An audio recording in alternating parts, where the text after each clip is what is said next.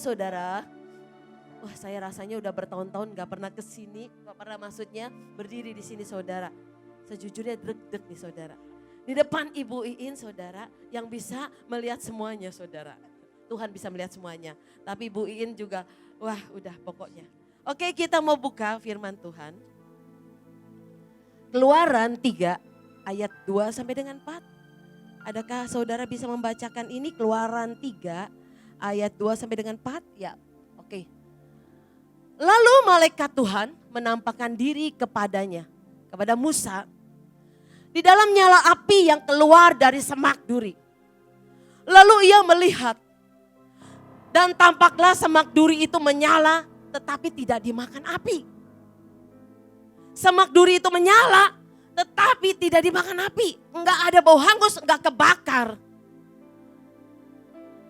Jadi semak duri itu daun-daunnya, duri-durinya, batang-batangnya tetap enggak ada yang kebakar. Lalu ya Musa berkata, baiklah aku menyimpang ke sana untuk memeriksa penglihatan yang hebat itu. Mengapakah tidak terbakar semak duri itu? Musa berkata seperti itu. Ketika dilihat Tuhan bahwa Musa menyimpang untuk memeriksanya, baru Tuhan berseru. Berserulah Allah dari tengah-tengah semak duri itu kepadanya. Di dalam api yang berkobar-kobar itu, Tuhan berkata, Musa, Musa. Dan Musa menjawab, ya Allah. Saudara, ketika Musa berusia 40 tahun, Musa dipaksa melarikan diri. Terpaksalah melarikan diri maksud saya. Dia terpaksa melarikan diri karena apa? Karena dia takut dengan amarah Firaun. Musa pergi ke tanah lain, tanah Midian. Karena apa? Musa membela bangsanya dan ketahuanlah akhirnya. Musa lari. Musa mendekam. Menurut saya di padang gurun itu.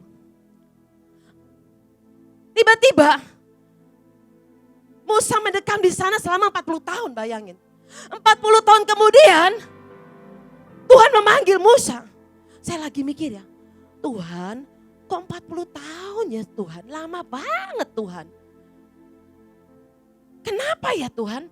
Enggak waktu Musa umur 45 atau 50 lah. Atau 60 lah Tuhan, 70 lah. Ya, nawar. Kenapa sampai umur 80 Tuhan? Suwemen kata orangnya Jawa. Lama banget 40 tahun Tuhan. Ada banyak sebenarnya hal. Karena Tuhan berkata, hati Musa masih melekat pada Mesir. Bayangkan ilmu Mesirnya saudara, kepinterannya. Seorang pangeran Mesir, pangeran.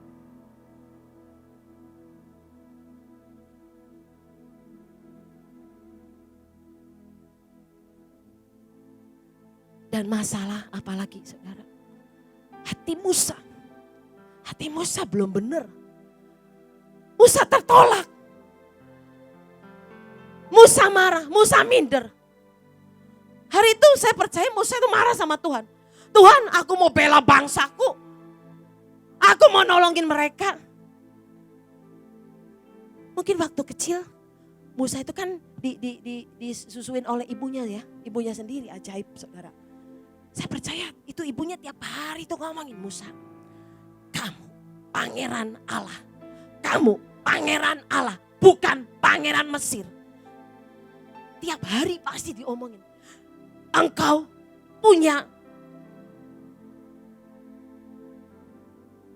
Tuhan berkata, di dalam diri anak ini akan terjadi suatu hari, akan terjadi sesuatu yang saya percaya ibunya pasti punya pewahyuan itu. Satu hari akan terjadi sesuatu yang dahsyat dalam hidupmu. Engkau bisa membebaskan, membela bangsamu. Tiap hari ibunya ngomong tuh, bela bangsamu. Ada sesuatu dalam dirimu.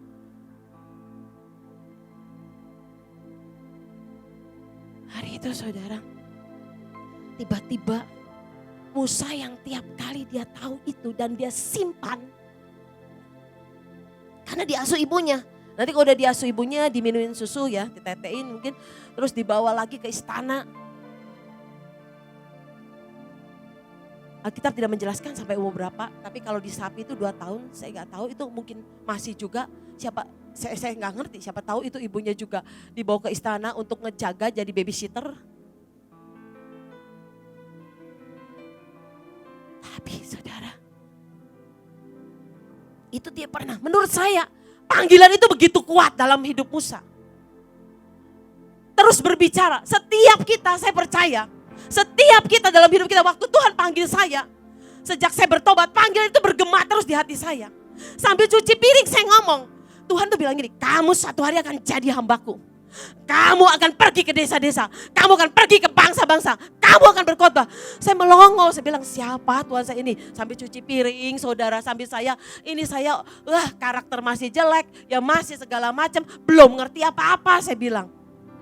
Saya percaya hari itu juga Musa belum ngerti seperti itu. Tapi kemudian, nah ini, umur 80 tahun tiba-tiba, satu hari Musa sedang ya menggembalakan kambing domba mertuanya Yitro. Kalau LAI mengatakan ya di ayat 1, tadi ayat 1 kita nggak baca, pokoknya intinya Musa ini biasa menggembalakan. Bayangkannya seorang pangeran Mesir, kerajaan Mesir. Tiba-tiba kalau saya pernah dengar dulu khotbahnya Bu In, saya ini ngefans berat sama Bu In nih. Wah khotbahnya bukan apa-apa saudara, bukan soal Bu Innya ya. Tapi pewahyuan firmannya. Seperti saya juga ngefans ke Pak Agung. Sebenarnya sebelum masuk Bahtera, 2 orang ini saudara. 2 orang ini yang saya incer saudara. Tapi ajaib Tuhan bisa pertemukan. Pak Agung tiba-tiba bikin KKR Kesembuhan Ilahi di Temanggung. Akhirnya Pak Petrus bisa dekat sama Pak Agung. Bayangkan saudara, bertahun-tahun ada orang mengirim buku ya. Faceless Generation tulisannya ya. Itu buku dari mana? Katanya dari Solo ya, ada PO Box, zaman dulu kan PO Box ya. Saya nggak tahu pengirimnya siapa. Itu ternyata khotbah-khotbah Pak Agung di SHRK saudara. Itu saya makan itu firman semua. Ketemu Bu Iin saudara. Bu Iin khotbah, roh saya tuh bisa bersaut-sautan sama beliau saudara. Saya tuh kayak ketarik kayak ada magnet saudara. Saya ingat sekali saudara, saya dikasih baju sama Bu In. Itu baju saudara yang Ibu Megawati penjahitnya tuh Ibu Megawati bikin katanya.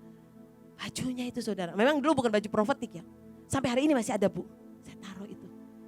Itu urapannya, saya ambil sedot semua saudara. Tapi saudara sekali lagi saudara,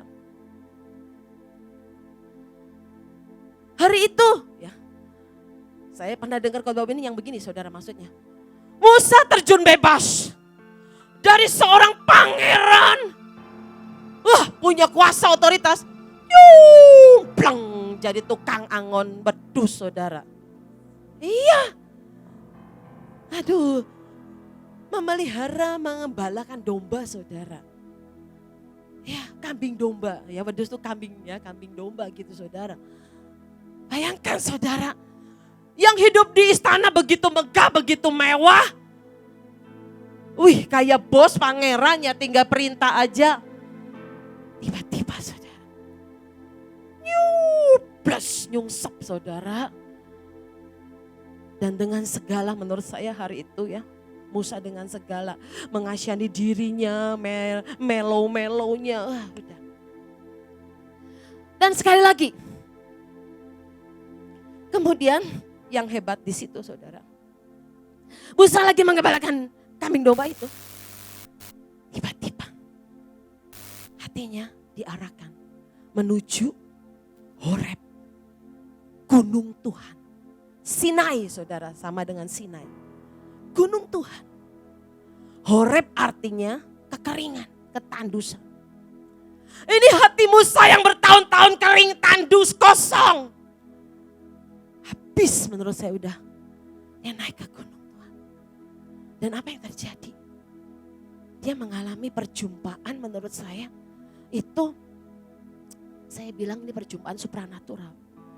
Tiba-tiba hari itu dia melihat gerbang keajaiban. Gerbang kemustahilan. Apa? Masa itu api begitu besar? Kenapa sempak ini kok enggak terbakar? Bisa aja hari itu Musa gini ceroboh gini ya. Apa itu? Ada api. Oh semak ya. EGP emangnya gua pikirin. Udah jadi ya. Gak urusin ya. Bisa aja begitu saudara. Tapi saya senang banget dengan kalimat Musa itu tiba-tiba saudara. Tadi ayatnya coba.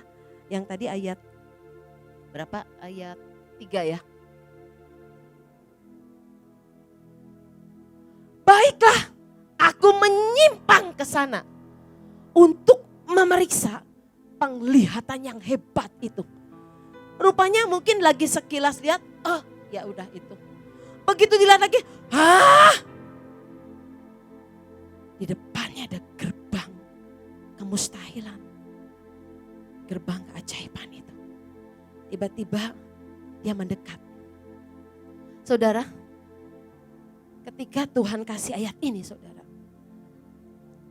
Musa melihat semak yang menyala tapi tidak terbakar.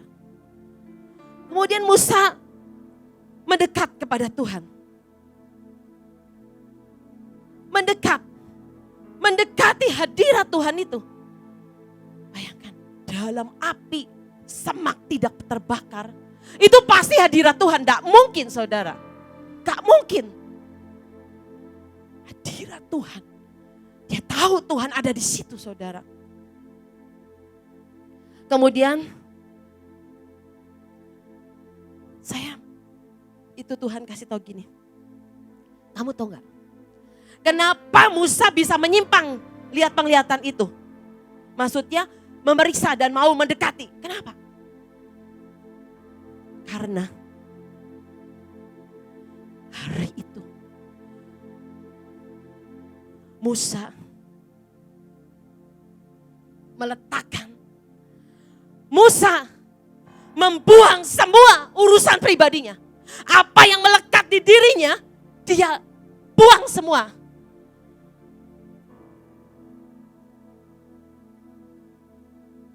Musa buang semua. Dia tinggalkan itu semua. Segala kemelowannya, ketertolakannya, semuanya yang melekat di dia. Ketidakpeduliannya, mungkin saya percaya dia bertahun-tahun tidak peduli lagi saudara, hatinya sudah beku. Dia buang itu semua.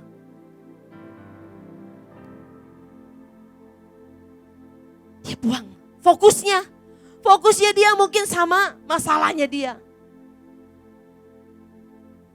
Fokusnya gak ke Tuhan. Hari itu Tuhan itu berkata, kalau kamu ya, enggak buang itu semua ya.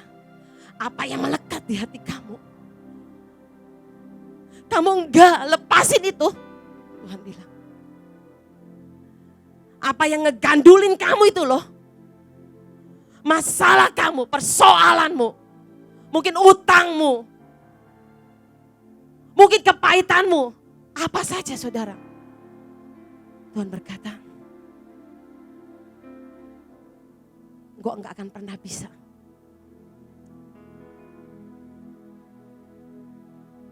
Jadi hari itu maksudnya gini saudara, hari itu Musa dibawa kepada sebuah gerbang. Gerbang kemustahilan. Gerbang ilahinya Tuhan. Untuk apa saudara? Musa, aku bawa kamu ya untuk melihat semua ini. Untuk apa? Karena kamu akan memasuki sebuah gerbang. Gerbang kemustahilan yang lebih dahsyat lagi. Saudara udah mengerti ya?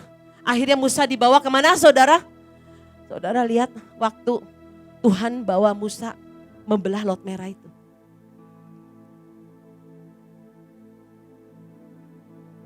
Jadi bertahun-tahun Musa itu ngurusi persoalan pribadinya. Sampai Musa mengesampingkan suara Tuhan. Musa gak peduli lagi dengan destininya. Musa gak peduli lagi dengan apapun. Tapi ajaib saudara. Jadi kalau dalam hidup kita gak pernah lepasin itu yang melekat di hidup kita. Anak kita, suami kita, pekerjaan kita, bisnis kita.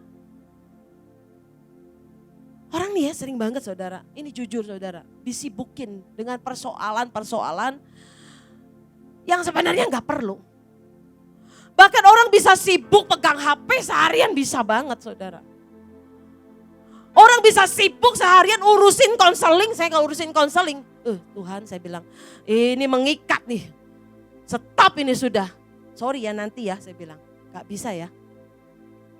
Apa aja saudara, kelihatannya rohani kan saudara.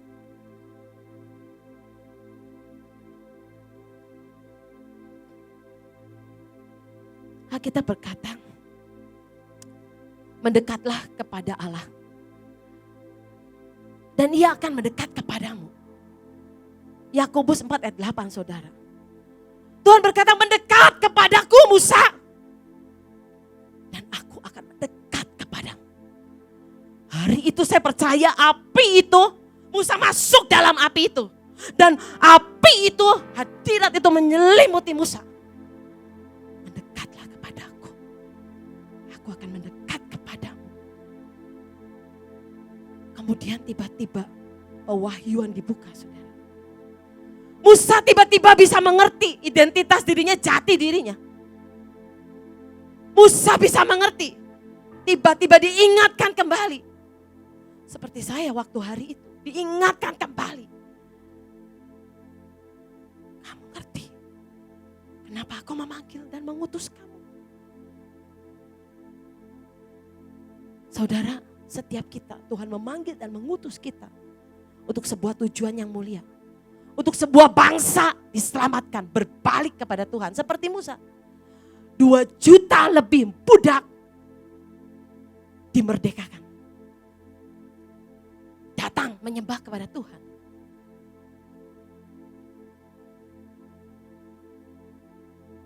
Saudara, Tuhan itu sangat ingin. Di roh saya Tuhan berkata sangat ingin menyatakan keilahiannya. Sangat ingin menyatakan kesupranaturalannya. Sangat ingin saudara. Saya pernah ke Toronto, saya mengalami. Begitu masuk saudara. Nangis terus, lagunya bahasa Inggris gak ngerti. Saya juga bukan orang yang pintar bahasa Inggris saudara. Nangis terus gak tahan saudara. Duduk khotbah, gak ngerti khotbahnya apa. Bisa sih pinjem pakai ini ya saudara. Tapi gak tahan saudara. Begitu altar call berdiri orang berjejer banyak sekali saudara. Ya karena orang cepat-cepat mau didoakan berut aja laki perempuan berdiri semua. Saya berdiri menantikan saudara. Saya gak mau bilang Tuhan, saya gak mau yang macam-macam ya Tuhan. Jangan aneh-aneh. Kayaknya gitu ya, yang sopan gitu ya, yang manis. Saya gak mau itu, ada yang teriak-teriak.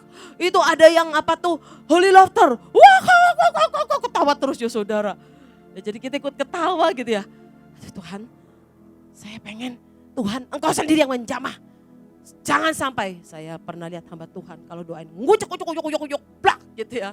Aduh Tuhan, saya gak mau nanti kayak gitu Tuhan. Tapi saudara itu hadirat Tuhan kuat dan mendesak sekali saudara. Waktu saya berdiri itu hamba Tuhannya lewat. Saya bilang, ternyata hamba Tuhannya laki-laki ya. Saya pikirkan didoakan. Saya bilang, please pray for me. Saya bilang, terus dia bilang, oh no. Nanti kamu katanya doain perempuan dengan perempuan. Katanya. Begitu saya didoain sama hamba Tuhan perempuan nih. Ini hamba Tuhan biasa sebenarnya menurut saya. Bayangkan saudara, itu karena hadirat Tuhan. Sekali lagi bukan hamba Tuhan. Saya mau berkata, bukan hamba Tuhan saudara. Siapapun kalau Tuhan mau melawat kita, Tuhan mau. Tiba-tiba hari itu saudara, saya didoakan di tembang tangan. Saya bisa jongkok-jongkok gini terus glepar saudara. Tiba-tiba nangis di sini saudara. Kalau seorang anak kecil ya, mungkin dimarahin atau dipukul oleh ibunya atau gimana, nangis bisa. Saya nangis gitu. Sampai saya berpikir, Tuhan, ini saya sadar. Tuhan, ini kenapa ya? Saya mau berhenti kok gak bisa. Gitu-gitu terus saudara. Dan saya pulang dari Toronto itu saudara. Saya merasakan secara fisik benar-benar. Saya berdiri ngomong sama guru-guru sekolah minggu. Ya waktu itu kursi itu ada penyangganya. Kaki saya bisa plak plak plak plak plak plak plak plak gitu saudara. Plak plak plak plak plak gitu saudara. Sekali lagi saya bukan mencari sensasi atau sesuatu yang getar-getar gitu, bukan. Tapi saya tahu hadirat Tuhan itu bukti. Hadirat dan kemuliaannya dinyatakan. Tuhan ada saudara. Rohnya di dalam saya itu bisa rasanya ngelihat sesuatu yang kayaknya di mata saya. Udah kok gini ya. Makanya kalau saya lihat Ibu In saya bisa ngerti lah ya. Sesuatu yang di roh Tuhan kasih tahu gini. Kok gak seperti yang saya harapkan ya. Seperti yang ini di roh nih ngomong gitu. Jadi saudara, kemudian ternyata saudara, hari itu ketika saya menyadari bahwa hati saya benar-benar ini belum beres.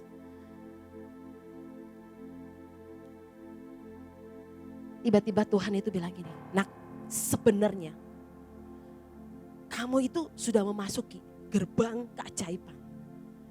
Tapi ada sesuatu yang lebih besar lagi. Itu karena itu loh hatimu Tuhan bilang. Itu ada yang menahan. Dan itu yang di dalam ini saudara yang merusak hati kita nih saudara. Merampas, iblis merampas saudara.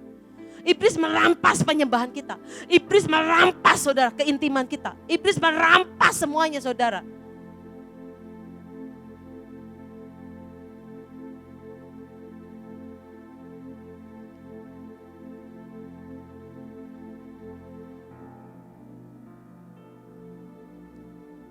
Saya ingat saudara, ketika saya pergi ke China, saya berkata Tuhan, Pak Petrus bilang kita harus ke China nih.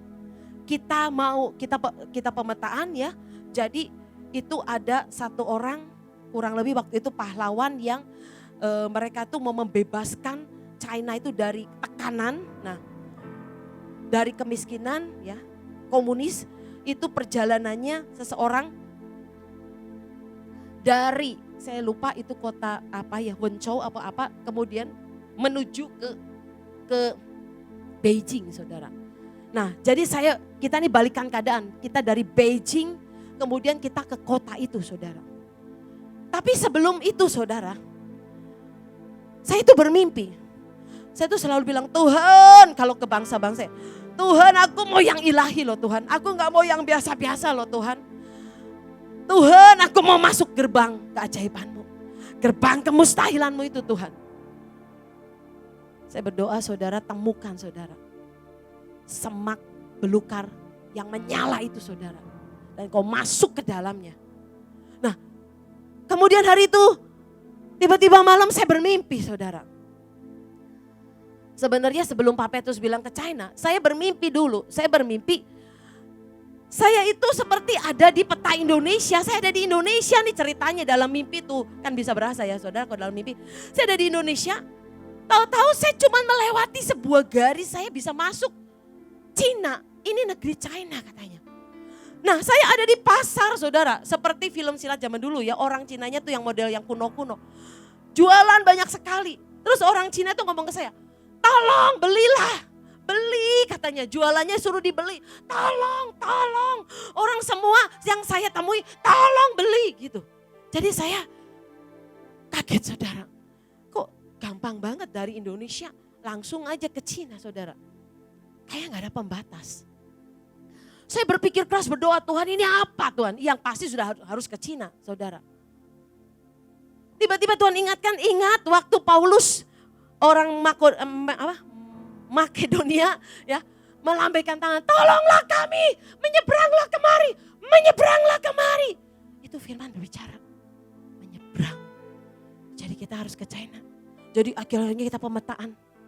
Nah di China itu kita ke Wenzhou, ke Shenyang, kemana itu ya saudara. Saya menunggu-nunggu apa keajaibannya ya. Apa Tuhan. Semak belukarnya ya Tuhan. Yang berapi, yang menyala-nyala itu. Nah di terakhir itu di Guangzhou. Di Guangzhou itu waktu saya datang, ini udah hari terakhir nih kok gak ada apa-apa ya. Maksudnya kita udah perang ya oke lah semua. Banyak sih ada hal-hal yang ajaib juga. Tapi menurut saya ya memang modelnya saya kan pengen yang ya, itu baru yang rohani-rohani katanya ya kalau Bu In ya. Yang ilahi gitu ya. Jadi akhirnya saya itu kemudian ke gereja itu. Nah di gereja itu saya melongo lagi. Ya orangnya cuma berapa kira-kira 7-8 orang saudara. Pendetanya suami istri, gembalanya sama orang yang tugas itu aja. Tugas di masih OHP pakainya juga saudara. Ya masih sederhana itu tempat bukan gereja menurut saya pinjam tempat. Ya pendetanya tuh bolak-balik lihat pintu terus saudara, ketakutan. Kita kalau masuk satu persatu. Jadi sebenarnya Pak Petrus ya khotbah sama rombongan kita ini 45 orang ini saudara. Lah ya 7 orang, saya bilang loh kok Tuhan sedikit ya, saya bilang gitu. Kan kita pengennya ketemu mereka gitu ya.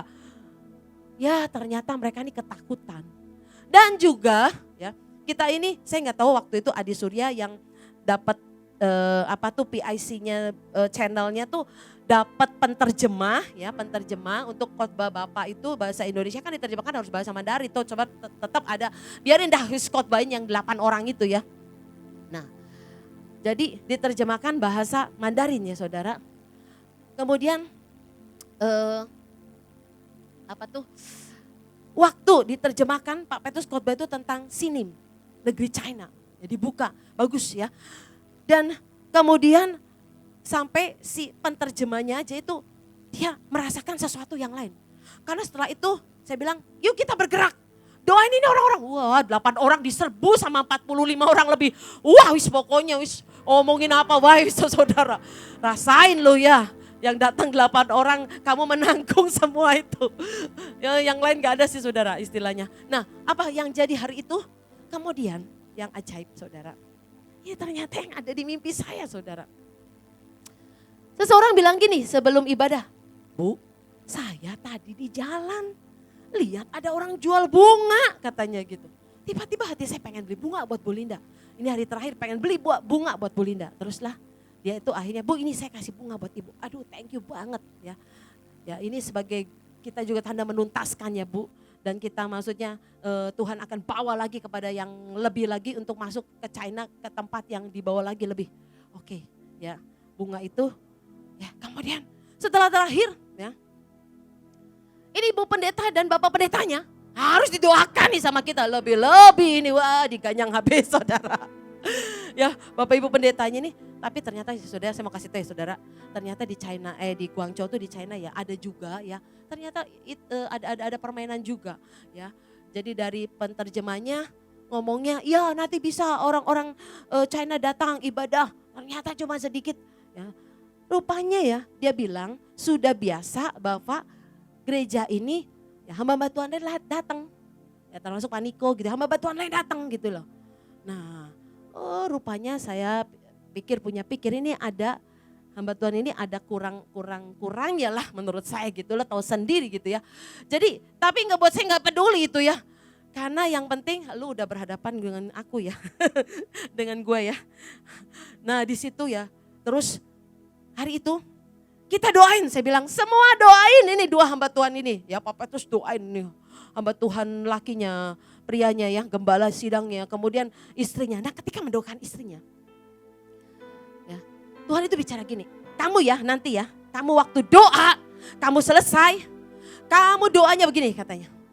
Kamu bilang, Tuhan aku buka gerbang lawatan.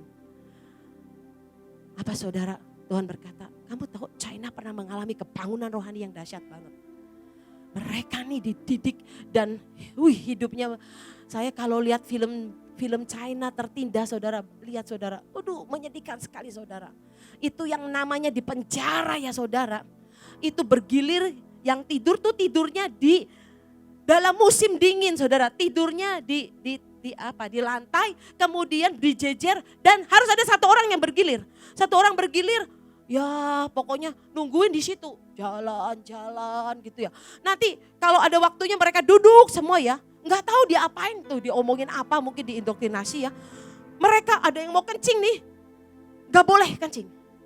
Ditahan, maaf ya, sampai ngompol saudara. Terus dipukulin saudara. Jadi hari itu saya lihat Tuhan berkata, buka itu gerbang lawatan yang kamu lihat itu di mimpimu. Sehingga gak ada batas, gak ada jarak. Kamu masuk. Jadi hari itu saya berdoa dan saya berkata di doa itu, hari ini kami percaya Tuhan. Apa yang pernah terjadi di China, kebangunan rohani.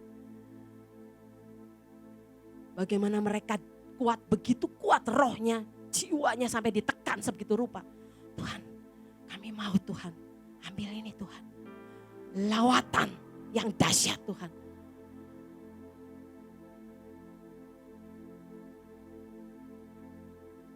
Kemudian dengan cara apa? Jadi saya bilang dulu ke orang saya, yang ngasih bunga, nanti bunga ini ya. Sorry saya mau kasihin ke ibu gembala itu. Jadi saya kasih bunga itu ke ibu gembala itu, menandakan deal ya, kamu terima ini. Dan apa yang terjadi? Ini udah terus besoknya pulang. Sudah saudara ya. Tiba-tiba saudara, ini si penterjemah dipakai Tuhan. Dia bilang gini, berapa hari kemudian telepon ke Adi. Gak tahu WA atau apa pokoknya WeChat ya. Adi mau gak? Ada sebuah gereja. Ini di Shanghai tapi 2 jam 3 jam lagi. Di satu desa masuk lagi. Itu hamba Tuhan akan dikumpulkan kira-kira 150 orang. Mau gak? Katanya. Sorry gak ngomong sih 150 waktu itu. Pokoknya dikumpulkan banyak katanya dari berbagai desa. Sorry gak ngomong angkanya dulu dia. Banyak pokoknya katanya ya. Dia gak menjanjikan gede gitu. Pokoknya tapi dia bilang maksudnya banyak gitu. Gak menjanjikan angkanya maksudnya. Nah kemudian jadi Pak Petrus dikasih tahu. Wih saya bilang. Yuk kita masuk. Kita harus ngajari mereka. Muridkan mereka. Saudara ternyata benar saudara. Waktu kita mau ke sana. Kita kan doa peperangan dulu di Shanghai. Nah itu dia Pak Petrus ketangkep saudara. Kami berdua ketangkep hari itu. Ya makanya saudara, kalau saudara bilang, Tuhan mau masuk semak belukar yang berapi. Nah loh saudara, ya masuklah kami dalam semak belukar itu yang berapi. Ya penjara sudah siap menanti saudara, Pak Petrus mau diborgol.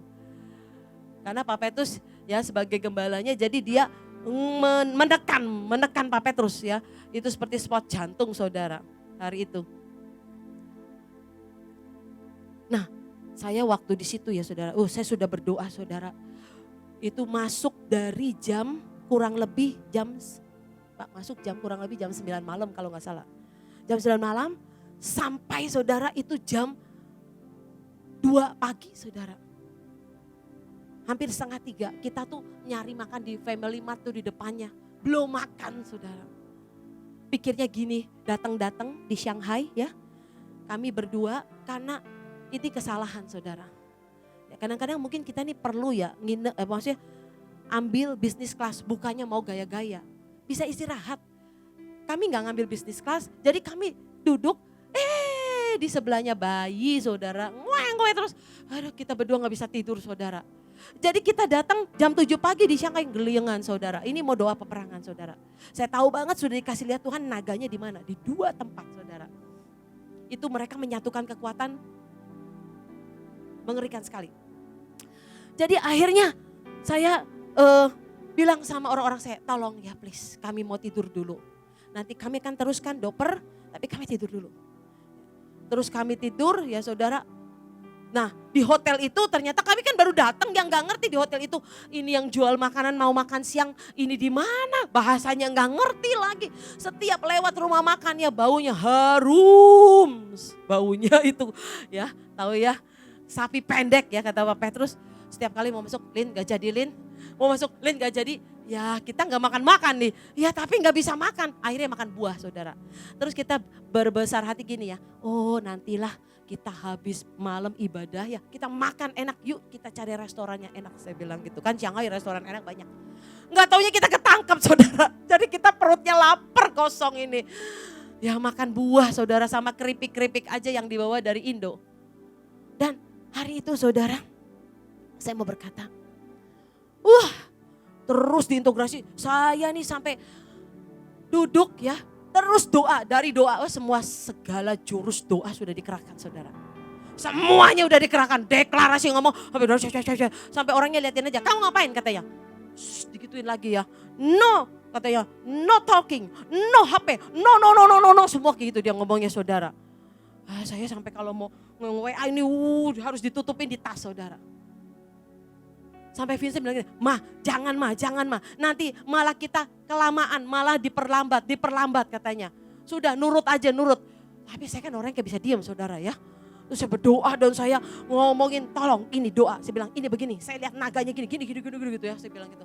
Nah tahu gak saudara, pokoknya intinya singkatnya saudara, kita pulangnya saudara jam 3 pagi sampai di hotel. Itu orang-orang kita beberapa ada yang udah tidur, ada yang nungguin, Yohanes yang nungguin di situ. Kita doa, saya udah gak bisa ada penglihatan saudara, udah teler saudara.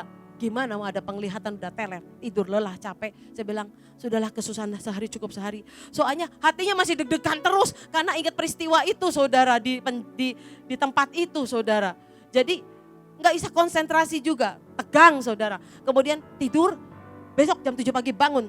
Kita akan doa lagi. Jadi jam 7 pagi kita cepat sarapan, kemudian kita doa. Setelah doa saudara, Tuhan cuma ngomong satu doa nih saudara.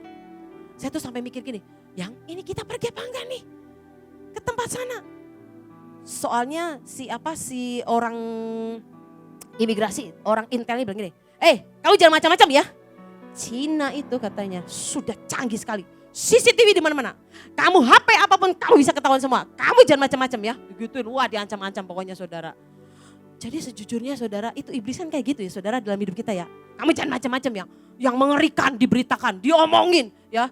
Bangsa ini nih kena nih saudara, hoaxnya iblis tuh saudara. Yang menggemparkannya mengerikan diberitakan terus saudara. Itu iblis saudara. Jadi ya besoknya saya sudah Tuhan ini bagaimana. Sejujurnya ada takut, ya takutlah manusia normal ya saudara. Tapi di hati saya ini lebih takut sama Tuhan. Tapi Tuhan aku ini sudahlah nurut wis apa yang kau mau nurut Tuhan. Tiba-tiba ini kita doa, Tuhan bicara gini, nak kasihani mereka, kasihan mereka. Lah jawaban Tuhan cuma itu aja, kasihan mereka, kasihan. Lah Tuhan kasihan apa, saya gak kenal, kami gak kenal itu siapa ya. Jadi Pak kita suruh ke sana Pak. Ya wis lah kata Pak Petrus, kita sambil lihat-lihat Sikon katanya. Waspada. Jadi kita ke sana sambil ya saudara, bayangin ya saudara. Itu sebelum kita check out, kita doa peperangan dulu hari itu tuh. Saya nebus saudara, doa peperangan ngabisi semuanya saudara. Tapi jujur ya saudara, sambil doa peperangan nih sambil hatinya gini saudara. Aduh, lihat-lihat gitu ya. Jadinya nah itu saudara, hoax itu begitu saudara, intimidasi begitu. Itu membuat saya terintimidasi nih. Wih, lihat baju hitam nih, kan polisinya mereka hitam-hitam tuh bajunya tuh ya. Mobilnya mereka tuh yang bawa kita tuh hitam, gede hitam. Lihat kayak gitu tuh ya saudara, ada, udah deg-degan saudara. Udah deg-degan saudara. Aduh, jangan-jangan dia tahu nih kita ada CCTV atau dia tahu nih geraknya kita. Coba begitu saudara. Tapi kita habisi hari itu. Nah setelah itu kemudian kami pergilah sampai ya kira-kira 2 jam 3 jam itu. Saudara tahu gak? Kita sampai tuh malam-malam. Ya, sampai malam-malam karena sampai jam 7 malam dijamu makan. Wih dijamu makan babi semua saudara. Haleluya Pak Petrus. Pak Petrus angkat tangan, haleluya Tuhan. Jauhkan cawan ini daripadaku. Dan pokoknya intinya kita punya kering kentang, punya tempe kering kita makanlah. Jadi merekanya bingungnya, kita kok makannya itu gitu loh. Kok disajikan, nah mereka mulai, saya juga rada gak enak bukannya apa-apa ya. Ini baru pertama perkenalan jadi kita belum ngomong apa-apa. Maaf ya, ini saya dibawain jadi saya campur makanannya gitu ya. Jadi ada orang saya bawain sayur, padahal kita makannya dikit gitu. Tapi intinya saudara, sampailah di tempat itu malam-malam saudara. Kita bingung ini dibawa kemana sih, kok ada pohon-pohonnya jauh, ini kayak daerah industri gitu, bener daerah industri saudara, itu ternyata mes daerah industri. Nah pokoknya singkatnya paginya ya saudara, tahu gak paginya saudara, kita ibadah, mereka udah mulai. Ternyata saya bangun pagi tuh, hamba Tuhan banyak sekali saudara. WC-nya itu, ya ampun saudara, Tunggu lama sekali. Bayangkan cuma berapa WC. Yang mandi segini banyak. Yang mau cuci muka mereka banyakannya gak mandi sebenarnya. Mana cukup waktunya. Saya sampai bingung gini. Nah akhirnya sampailah di ibadah. Mereka ternyata ibadah jam 5 pagi. Mereka nyembah dulu, kami diperbolehkan jam 8 pagi setelah mereka makan pagi. Dan kita makan pagi katanya jam 7, kita makan pagi semua jam 7, jam 8 kita mulai ibadah. Ternyata kita nih dikasih session nih sampai ya 1,5 hari tuh hampir 8-9 session saudara. Nah kemudian yang kaget saudara, waktu itu ibadah kumpul. Saya sama Pak Petrus melongo, wih banyak sekali saudara. 130-an lebih lah. Banyak sekali. Menurut saya belum pernah kami ini ke China lihat itu orang China semua saudara. Pendeta-pendeta desa dan aktivisnya. Ada yang 2 hari perjalanan, ada yang 8-9 jam. Di desa yang terpencil, pakaiannya sederhana semua saudara. Bawa kitab tebel-tebel, buku catatan. Jadi setiap kali kita khotbah saudara, ini kita kayak disedot sama mereka. Haus dan lapar saudara. Saya sampai jalan sambil khotbah nih, saya liatin tulisan kanji itu panjang sebuku saudara. Coba kita gitu enggak? Luar biasa. Sampai kita nih, malahan kita mau membangkitkan mereka kita dibangkitkan oleh mereka saudara. Lihat. Mereka nyanyinya, haus dan laparnya. Kita ajarin lagu, beri api, beri hujan, seperti yang kau janjikan. Saudara, itu kita buat di bahasa Mandarinin saudara. Wah mereka nyanyi itu dengan sukacita. Katanya setelah kita pulang itu lagu dinyanyiin terus di gerejanya mereka masing-masing saudara. Jadi waktu, saya bilang, yang hari terakhir ya. Session terakhir, udah kita panggil mereka suruh kesaksian. Apa sih yang mereka terima dari kita? Ternyata mereka kesaksian gini.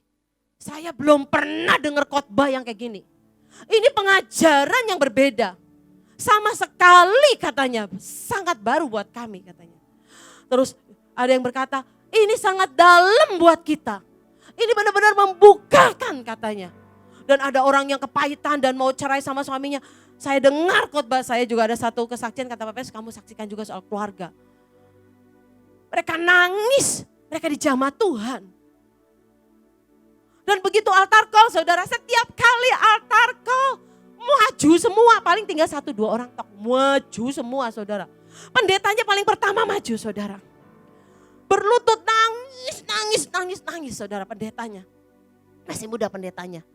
Pastor Chen itu namanya Pastor Chen.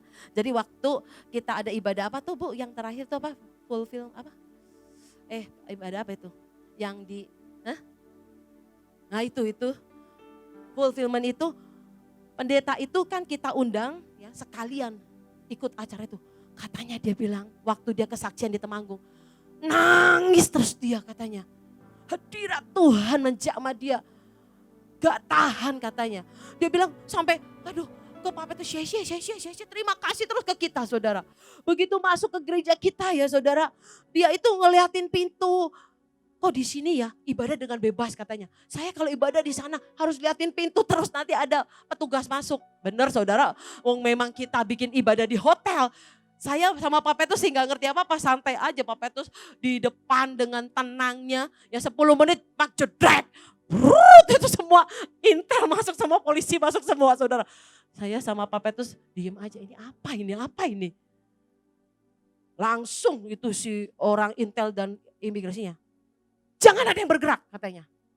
Kalian tahu kesalahan, kekeliruan yang kalian bikin. Katanya berlapis-lapis. 1 ini, 2 ini. Jadi wah saudara. Jadi sekali lagi saudara. Hari itu saudara, saya melihat sesuatu yang ajaib. Mereka saudara orang-orang ini dijamah Tuhan. Kemudian ya waktu itu saya lupa Bu Nani apa Bu In dapat harus kasih uang katanya. Jadi kita kasih uang yuan, saya lupa 100 sampai 200 yuan.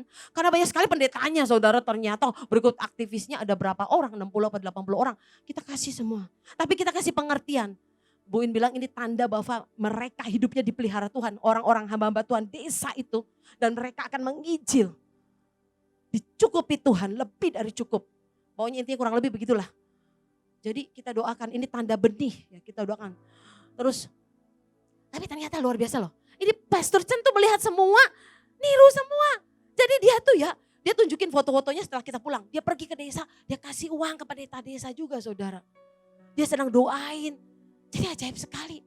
Jadi apa yang kita bagikan hari itu benar-benar mereka tuh, terimanya murni polos banget saudara. Sampai kita mau pulang nih, kayak gak boleh pulang saudara. Dipegangin sama mereka. Kamu mbok lagi tuh, sessionnya lagi katanya. Tapi kan kita ada tugas lagi di Shanghai saudara, gak bisa saudara. Jadi akhirnya kita udah ngatur jadwalnya. Kemudian mereka bilang, tolong kembali lagi, segera kembali lagi katanya. Saudara, ajaib saudara. Melalui Pastor Chen ini saudara. Pastor Chen ini akhirnya ya mengundang kita lagi saudara. Dia pikir gini katanya, lah itu pendeta Indonesia, apa mau datang lagi? Sudah ditangkap. Yang buat dia kaget tuh gini saudara. Waktu kami sudah ditangkap, besoknya kami benar-benar datang, itu kaget buat dia. Itu yang membuat menurut saya dia sampai berdiri dan berlutut dan nangis di depan itu saudara. Karena ini orang sudah ketangkep kok berani-berani gitu. Saya sempat doa sama Bu In, telepon, Bu gimana? Terus Bu In kasih tahu ini loh, memang ini sudah dicurigai. Si Joe itu ya, Melky Joe itu. Ya jadi sudah dicurigai dan Bu In bilang gini ya. Terus akhirnya udah mantep. Ya, kita jalani hari itu dan saudara yang ajaib. Berapa lama lagi kita datang lagi. Dia undang itu hamba Tuhan desa lagi. Nah, kita bilang, ajak kami keliling kota, jalan saya mau jalani. Terus bawa kami ke tempat tinggi. Saya mau ajarin mereka. Doa dari keempat penjuru mata angin, deklarasi diajarinnya saudara. Mereka melongo semua. Oh ternyata memang harus begini ya. Terus kita jelasin maksudnya kenapa tempat itu udah jelasin semuanya doa peperangan itu. Oh gitu ya katanya. Jadi ada orang yang waktu jalan tuh, wih kita mesti ngundang pendeta ini katanya ke desa kita mesti ngundang katanya dia bilang itu. Yuk kita ajarin ya katanya jemaat supaya kita harus berdoa di atas itu katanya. Jadi luar biasa saudara. Saya percaya saudara. Apa yang saya pernah pergi dengan Pak Luki pertama kali, saya ingat ya Bu ya. Itu pertama kali Elisa belum ada ya Bu ya. Pak Luki, saya, terus ada Tina ya. Dari sini Tina sama Pak Luki. Kemudian ada Lani, betul Lani. Terus si Pak siapa? Iya Trisna. Terus Pak siapa yang dari JKI? Nah Stefanus itu ya. Stefanus yang kasihan lah banyak ya saya bilang kita bantu gini loh Pak ya tapi ajaib lah pokoknya. Nah hari itu ya kami pergi naik ke itu ya Pak apa Pak namanya wall apa Great Wall ya ke Great Wall. Great Wallnya yang tangganya tapi hebat loh ada encim-encim naik di atas ya Pak ya. Encim itu nyanyi, gitu ya, waduh patriot banget, nasionalis banget gitu ya. Terus ya kita bilang, wah kita harus lebih dari encim itu tuh ya. Sedangkan Pak Luki catatannya panjang sekali tuh. Wah saya bilang saya nebeng aja ke Pak Luki lah, yuk bareng Pak, gitu ya. Jadi ajaib lah pokoknya hari itu ya, keempat penjuru mata angin. Tapi saya percaya saudara, doa-doa kita, deklarasi kita, apapun yang kita lakukan saudara. Kita pasti akan menuai sesuatu yang ajaib. Termasuk untuk Indonesia saudara. Pasti ya dan amin.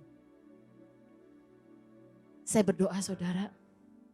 Setiap kita masuk gerbang kemustahilan itu. Masuk dalam api itu saudara. Engkau tidak akan terbakar. Horeb bicara ketandusan, hati Musa yang tandus hari itu. Tuhan bersihkan dengan apinya. Hari itu Tuhan membersihkan sebenarnya. Kekudusan Tuhan melingkupi sampai Tuhan berkata, lepaskan sandalmu, kasutmu. Saudara, sekali lagi. Saya tahu saudara. Hari ini Tuhan sedang memanggil kita dengan kuat. Teriakannya di surga menggema saudara. Saya percaya itu di roh saudara, di hati saudara, saudara pasti dengar itu. Jangan sampai saudara menutupi dengan semua kesibukan dan kenyamanan saudara. Tapi Tuhan mau berkata, lepaskan bangsa ini. Lepaskan, Tuhan berkata. Masuk, engkau akan masuk sebuah gerbang. Gerbang kemustahilan yang lebih hebat. Kita akan lihat saudara. Kita akan ada di dalamnya. Kita akan ada di dalamnya. Dan kita akan lihat saudara, keilahian Tuhan. Supranatural, supernatural, supranatural. Kita akan lihat itu saudara. Kami bersyukur Tuhan. Apa yang sudah kau lakukan sejauh ini Tuhan. Terima kasih Tuhan. Terima kasih Tuhan. Mari Tuhan, hari ini kami berkata Tuhan. Bersamamu kami akan lakukan perkara yang lebih besar lagi Tuhan. Mari Tuhan, lakukan Tuhan. Terima kasih Tuhan Yesus. Dalam nama Yesus.